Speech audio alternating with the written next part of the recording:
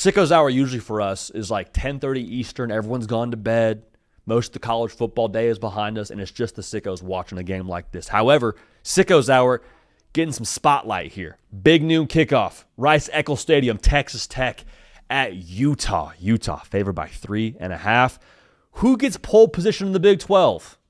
Right? This is a game now that could be round 1 of 2. Do not be shocked in the slightest if we see this matchup once again in Jerry World for either side of this to punch a ticket to the college football playoff. Both teams coming undefeated. Both teams pretty much boat raced everyone they've played. Two very different styles in this spot now. Who gets to play their style? Texas Tech, it's an aerial show. Now, they're pretty balanced when you look at the run-to-pass ratio, right around 50%. But Texas Tech and Baron Morton, they want to air it out, dude. 10 yards a pass, over 50 points a game. They're explosive. They're quick strike. And if you don't lock down on the back end, they will hurt you and do it with a smile on their face. Utah, they want to get you in a little bit of a sleeper hold, an anaconda squeeze, all right? 60% run of the football for Utah, 6 yards a carry. Also should be noted, Devin Dampier, the quarterback, 6 yards a carry for him. So they are pretty dynamic with how they run the football, but they want to, again, get leverage, apply pressure, and then just squeeze the life out of you. Think old Michigan formula, but new modern scheme when it comes to how they run the football with a little more quarterback design run baked in there. So for Texas Tech defensively, that's how you're going to set the tone for your offense to be able to do what they want to do. Because if you're in a situation where you can't stop the run and Utah just gets to impose their will and take hammer to nail over and over again, and it's like, Baron, we'd like to get you on the field here, but Utah's got a 10-play drive going right now. It ate up half the first quarter. Can't have that happen if you're Texas Tech.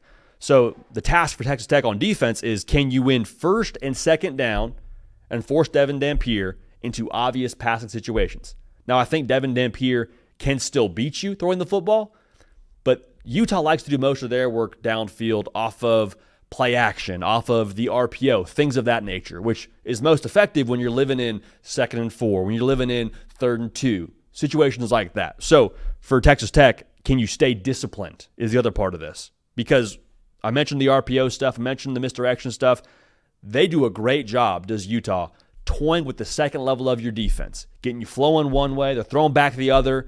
It's jet sweep across the formation. It's Devin Dampier the other way. That has got to be something that Texas Tech can account for. And maybe to put it most simply, just like win in space.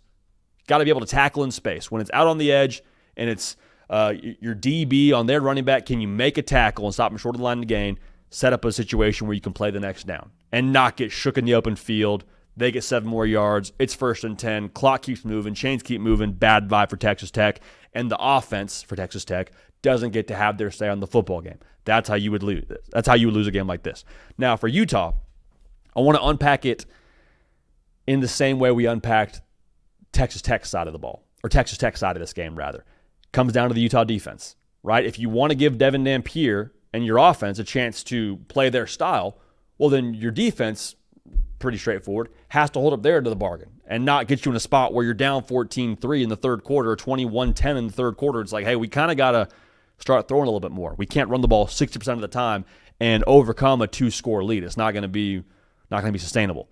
So the Utah defense for me, yes, you got to win on the back end, but I think it's maybe more important to win on the back end for like 2.5 Mississippis, because Utah, they're great at getting to the quarterback.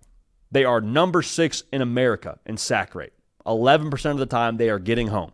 So, pretty straightforward. You got to disrupt Baron Morton if you want to have a chance to win this game. Because I think if you go back and watch Texas Tech, they've been dominant. No way around it. But there have been some times where if you apply pressure to Baron Morton, they have so much success downfield, maybe there's a chance that he puts the ball up for grabs. We saw it against Oregon State, resulted in interception.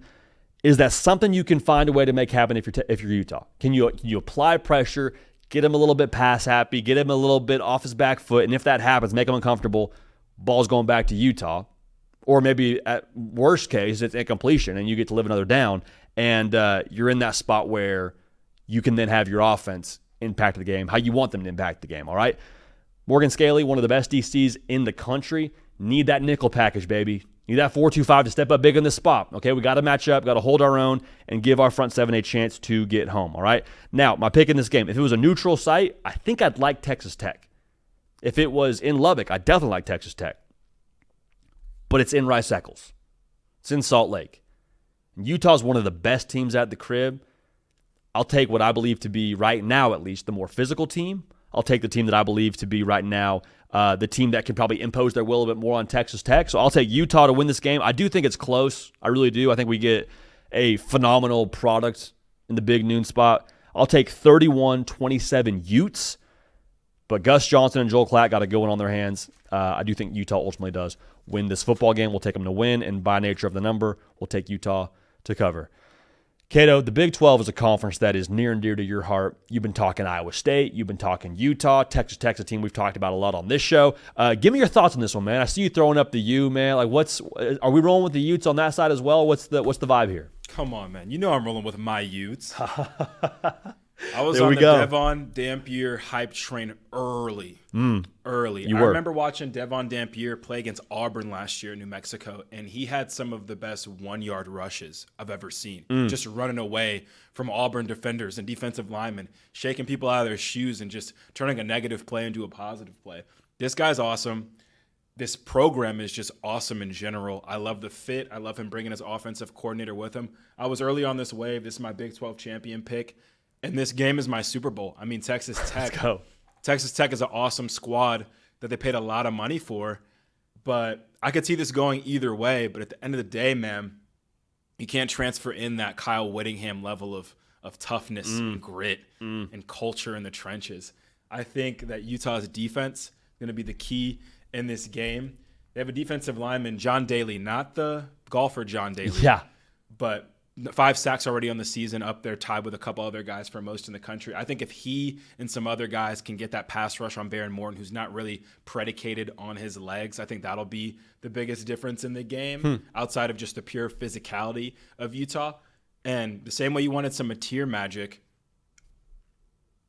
some Dampier magic. Sprinkle it in there. Sprinkle it in there too. He's a special player, man. He is so twitchy. He has that Kyler Murray level of twitch and evasion and can just make magic out of nothing. So all of that said, I'm rolling with the Utes, of course. Wouldn't be surprised if Texas Tech was ever to pull it off because Joey McGuire's a great coach. Sure. Baron Morton's in his 5th year. Like, this is an experienced, expensive team. So it's going to be a great game, though. I love this at the noon spot. Wake up, cut this on, cup of coffee, maybe breakfast sandwich. Like, it doesn't get much better than this for me. The Big 12 is going to be week in and week out the best league to watch, I think, as far as competitiveness, and this game will be a good introduction to that for sure, outside of the Week 0 game we got across the pond. It sounds funny to say out loud because it's such a no-dust statement, and Kirby says it every single week at a press conference, but like it really feels like this game, especially with how these two teams operate with the different styles, feels like it's going to come down to who tackles better. You know, like Devin Dampier in space, and then on the other side, Texas Tech, when they run quick game, they get the ball in the perimeter.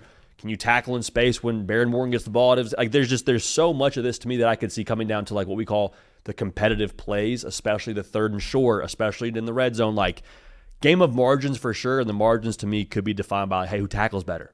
You know what I'm saying? I think the margins are the most important in this conference compared to the rest because everyone kind of has a check mark or a B or higher as far as a grade on the quarterback play. Like every quarterback in this league is kind of awesome. Yeah. And with that being like kind of the independent variable rather, what are the little things you can do to get an edge? And I think the things that have won football forever, Utah has a lot of them. I think Iowa State does. That's why they're ranked where they are ahead of both of these teams.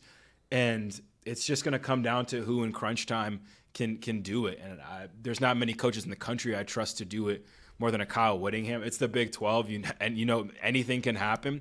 But I think whoever just comes out of this league and is playing in the conference title game should just get a round of applause for just probably a lot of clutch play, a lot of fundamentally sound play, and I'm pumped for this one, man. I don't have enough words to express how pumped I am for this game in Salt Lake. Last thing I'll say, I think I'd like Texas Tech a little bit more. Obviously, if it wasn't in Salt Lake, but if there was if this was a game played in like late October, maybe early November, because all the portal pieces for Texas Tech, I don't think we give enough attention to as the college football public, like how tough it is to get a group of new individuals to gel properly and to be all on the same page and to be in sync. And Texas Tech, they poured in a lot of talent. There's no way around that, but it's a pretty high volume of new talent. So guys being on the same page versus a Utah team that I believe is pretty well off when it comes to returning production, guys that have played together.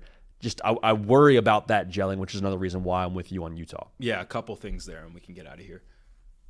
Utah is going to revert to their training. Like you said, early in the season, you lean back on what you're good at. And Utah does have some new pieces, but even those new pieces, Devin Dampier and that offensive coordinator brought in some pieces from his team as well. So there's like several players in this offense that are coming from New Mexico. And then the pieces that aren't that are Kyle Whittingham program guys. So you got to love that for sure. You talk about the home field advantage. Joel Klatt was adamant when they moved to the conference that Utah automatically had the best home field advantage in the Big 12 with what they got going on there. It's a very special place, so really excited about that too.